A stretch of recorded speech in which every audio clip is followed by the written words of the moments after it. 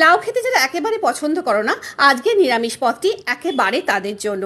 লাউ যত কচি হবে এই পদটির স্বাদ কিন্তু তত ভালো হবে। লাউয়ের খোসা ছাড়িয়ে নিয়ে এটাকে ভালো করে গ্রেট করে নেব।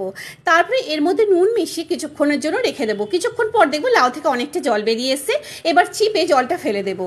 এরপর একে একে সমস্ত মশলা এখানে যা মেশান করেছি সেগুলো এর মধ্যে মিশিয়ে দেবো। নুনটা কিন্তু সবার লাস্টে মেশাবো।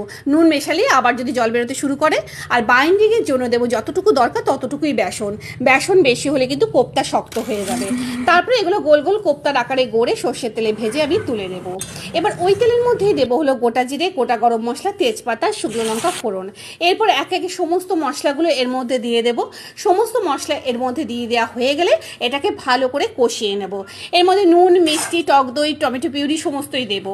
তারপরে কষানো হয়ে গেলে এর মধ্যে দেবো হলো গরম জল, আর কোপ্তা যেগুলো ভেজে রেখেছিলাম সেগুলো দিয়ে দেবো চেরা কাঁচা লঙ্কা, ধনেপাতা কুচি, ঘি, গরম মশলা পরিবেশন।